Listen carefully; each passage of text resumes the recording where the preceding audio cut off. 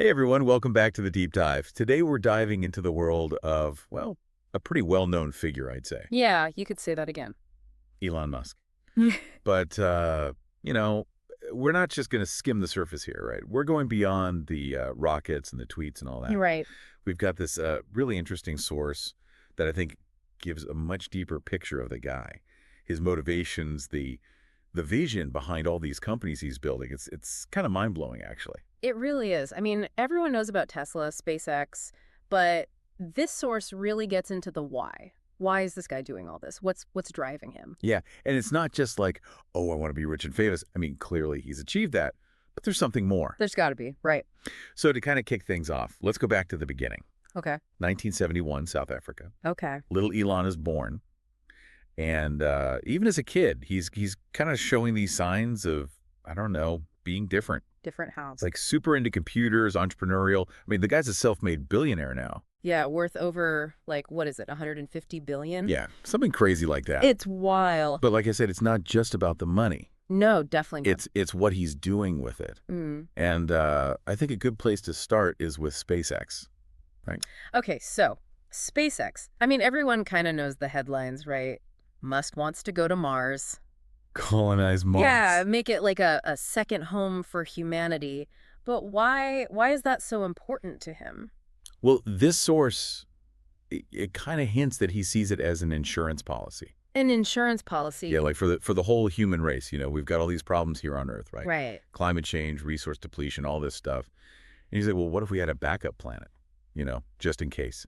I mean, you can't argue with that logic, can you? Kind of makes you think, right? Like, what would it actually mean for humans to become a multiplanetary species? Yeah, it's like a whole other level of evolution almost. It's huge. And like kind of big picture thinking, that's a theme that runs through all of his work. So Definitely. let's talk about Tesla for a second. Okay. Electric cars, I mean, they're cool and all, but is that really all there is to it? I don't think so. I mean, look, Musk is very clear about this. He wants to get us off of fossil fuels. Right. Yeah. And Tesla is like his weapon of choice. He's taking this new technology, electric cars, making them high performance, safe, you know, and of course good for the environment. And he's kind of forcing the entire auto industry to catch up. Right.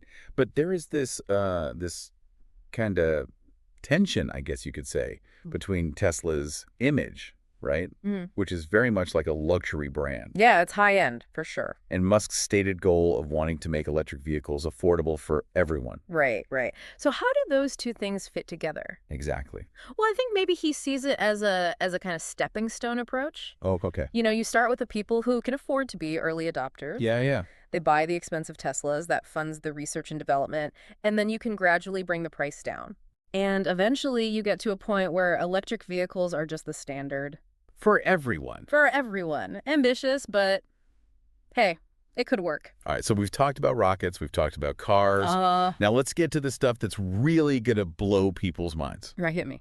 Neuralink.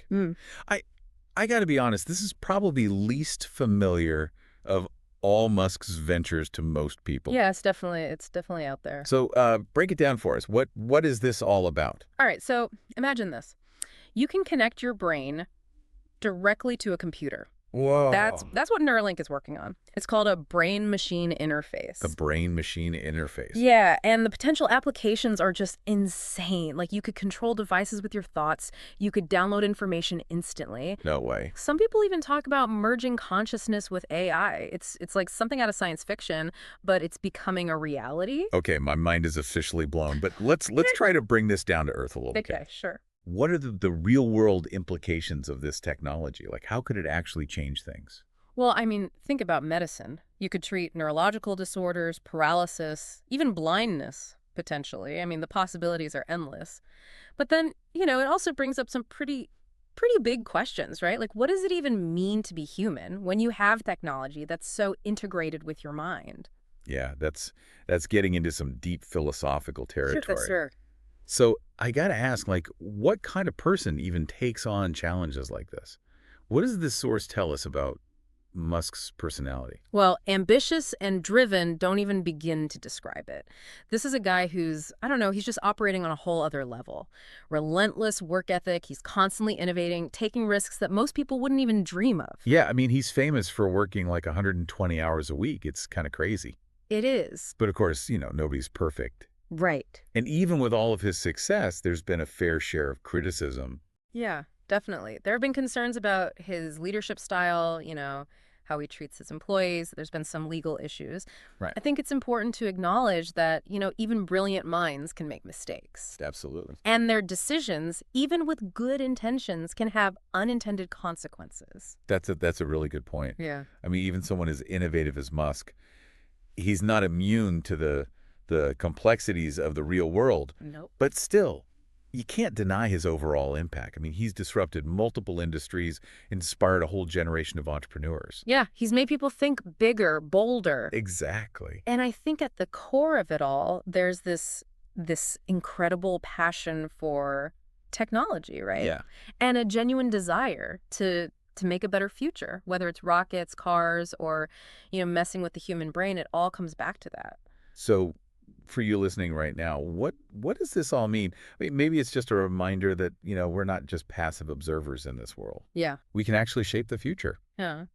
Just like Musk is trying to do. And maybe it sparks a question in your mind, right? Like, if Musk really does achieve his ambitions with SpaceX, with making humanity a multiplanetary species, I mean, what does that mean for us? What does that mean for the future? Yeah, it's a pretty mind-blowing thought. It is, isn't it? Well, on that note, thanks for joining us for this deep dive into the world of Elon Musk. Hopefully you learned something new, got some inspiration. Yeah. And we'll see you next time. See ya. Bye-bye. Bye.